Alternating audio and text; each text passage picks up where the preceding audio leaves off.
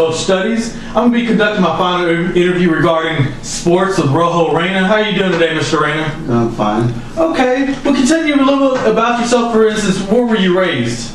I was raised here in Mexico. Mexico, okay. So in Texas and a little bit of Mexico, okay. So what has been the greatest change in America since you were a child? Yes, when they killed Kennedy. When they killed John F. Kennedy here in downtown Dallas? So you still remember that to this day? How old were you then? 3. 3 years old. That's a vivid memory right there. Yeah. Well, when did you first know you were interested in sports, Mr. Reyna?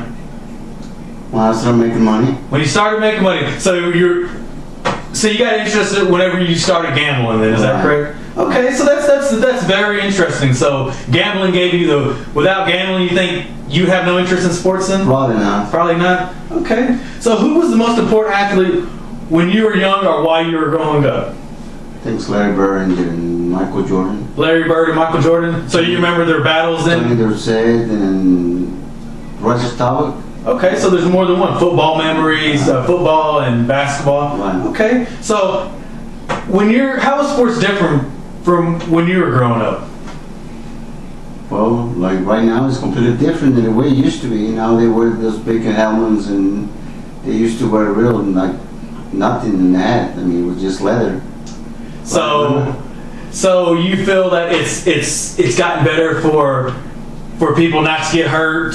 Right. So it's for the better. Technology's probably helped over the years. But it's for the better. It is, okay. So you still remember when they were wearing some leather hats then? Yeah, I wasn't even born yet, but I've seen those videos. Okay. So what was the most exciting game you saw or you played in? That's Super Bowl. Super Bowl. You remember what Super Bowl? I mean, every Super Bowl or just like? No, just the one for the first one, the Cowboys that I remember was 1995. I think against the Bills. The Buffalo Bills. Okay. Bills. So they did win that day, huh? Okay. 56 to something. Real big score. So you remember the score then? So I bet you it was a good day for a lot of the gamblers out there. Right. So, do you still love the Super Bowl like you liked it back then? Do you feel like it's more of a family tradition than the Super Bowl? Probably it's kind of like a family tradition. Now we make a party all the time. It's Super Bowl. So over the years, for an athlete or for anyone or for sports, baseball, NFL, how has the preparation for a game changed over the years?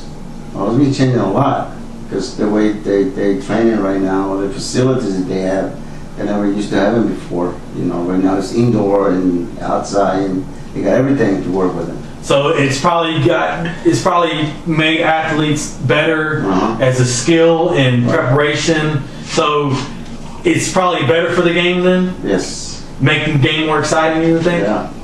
Okay. So have the relationship between teams and fans changed? No. No? I don't think so. So a fan's a fan. Usually a fan follows that team for a long time. So, do you think money has changed sports over your lifetime? Yeah. For the best or for the worst, you think? I think it's for the worst because they're going to go on strike next year if they don't get into an agreement. Okay. And everything's because the money. The owners say they don't make enough money, and the players they say they don't make enough money. So that's why they want to go on strike. So less money changing everything. Do you think they should actually make less money or more money then? No, I think they should make a little bit less money, and for the fans, for us, to go should be cheaper. And they're making all the money. The owners and the players making all the money. So do you think a strike would be a good thing for the fans? No, not for me. I run out of business. Okay. So do you think? How has the role of sports changed over your lifetime, both for you and for society? You think it's changed for you at all, or are you just going on with life and you're just kind of worried about who wins and who loses? Yeah, I think that's why I worry about it, who wins and who loses. Yeah. And the point spread? The point spread and everything, because everyone really, you got to go with your brains, not with your heart. Okay. So what do you think about the issue of race in sports? There exists race in sports, races, yeah. You think it still exists in sports today? Yep. You think it's gotten better since? Oh, it's getting a lot better. Yeah, definitely. It still exists though. So you don't think it'll ever go away? Probably not. Probably not. What do you think about the issue of drugs in sports? No, it should be not allowed to do any kind of drugs. So drugs that, no matter what drug you're taking, should be banned unless it's prescribed by a doctor, then you think? Right. So, do you think this is a good example for the kids growing up in our society today? Exactly, not to do drugs. Not to do drugs. Okay. So, what do you think about the development of women's sports? Women's sport? You can be honest with me. What do you think about it? Well, they suck for sports. So you don't think they should play sports at all? Well, yeah, they should be. I mean, they're smarter than that than playing sports. I mean, they should do something else better than sports. I mean, nobody watches sports. I mean, ladies. I mean, basketball or not, it's not. They should do something else. If ESPN showed more women's sports, you think you would watch it? Probably not. Not me. Would you put your money on it? Not me. Not you? But it's probably somebody else. Yeah. Okay. It is Vegas line. Yeah. But no, I won't. I mean. So you think women's sports should be banned? No, probably not. If it was my decision, probably yeah.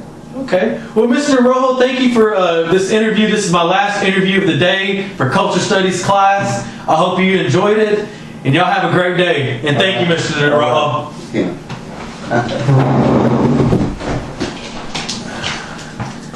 Sorry.